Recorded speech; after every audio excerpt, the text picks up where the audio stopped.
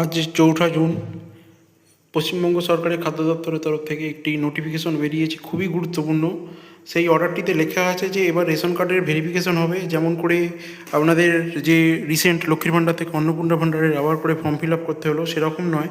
কিন্তু এক্ষেত্রে রেশন কার্ডের ভেরিফিকেশন হবে, অর্থাৎ যাদের ক্ষেত্রে অলরেডি রেশন কার্ড আছে সেই রেশন কার্ডগুলো পুনরায় ভেরিফিকেশন হবে এবং সেখানে কিছু জনের রেশন কার্ড বাদ যাবে এবং সেগুলো কারা বাদ যাবে বা কাদের রেশন কার্ডগুলো বাদ যাবে সেটা পুরোটাই নির্ভর করছে SIR 2026, অর্থাৎ গত 2025 সালের নভেম্বর মাস থেকে যে SIR প্রক্রিয়া দীর্ঘদিন ধরে চললো এবং গত বিধানসভা ভোটের আগে যে শেষ হলো এবং ফাইনাল লিস্ট বেরোলো এবং অনেকের এখনও যেগুলো ট্রাইব্যুনালে অ্যাপিল এবং হিয়ারিংয়ে ঝুলে আছে তাদের সবার ক্ষেত্রে রেশন কার্ড ভেরিফিকেশন হবে এবং সেখানে বাদ যাবে কাদের বলেছে, যে বাদ যাবে বলেছে যারা 1 নম্বর পয়েন্টে বলা আছে যে 16/12/2025 সালে অর্থাৎ SIR যখন প্রথম সমাপ্ত হয় ফর্ম জমা দেওয়ার পর, যখন 16 ডিসেম্বর যে ফাইনাল প্রথম যে লিস্টটি বেরোয় সেখানে যতজন ফর্ম জমা দিয়েছিল ততজনের নাম বেরিয়েছিল এবং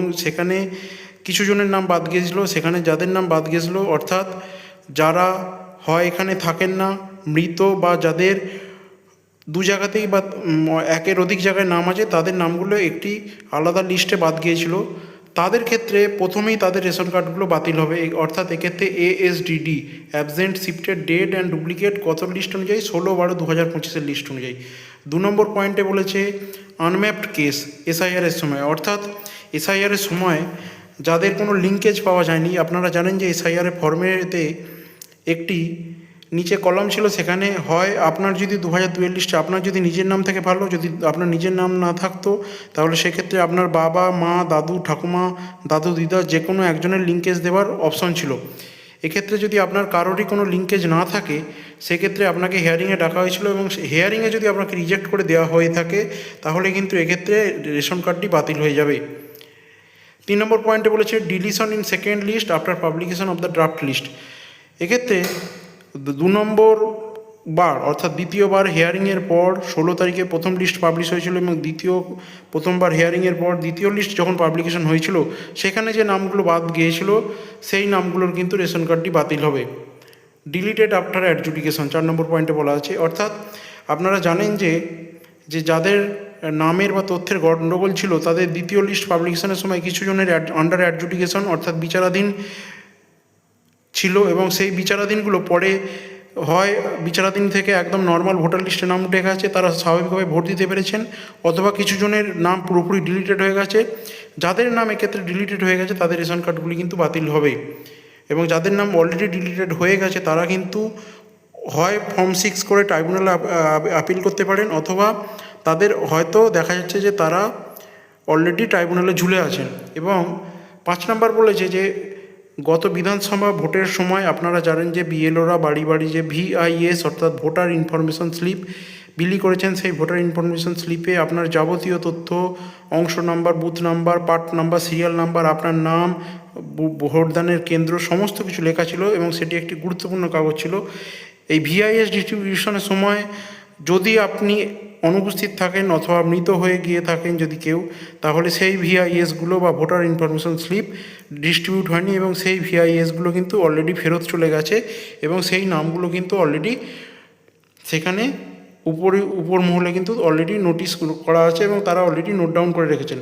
সেই নামগুলো কিন্তু বাদ যাবেন। এই যে সমস্ত তথ্যগুলো অর্থাৎ কোন বুথে কোন পার্টে কোন ব্যক্তিদের নাম অলরেডি ASDD ডিলিটেড এবং VIS-এর সময় অ্যাবসেন্ট বা ডেড ছিলেন সেই সমস্ত তথ্য সংশ্লিষ্ট ERO বা AEROর কাছে আছেন, সেই সমস্ত রেশন কার্ডগুলো সমস্ত এবার বাতিল হবে। এক্ষেত্রে ভেরিফিকেশন কীভাবে হবে?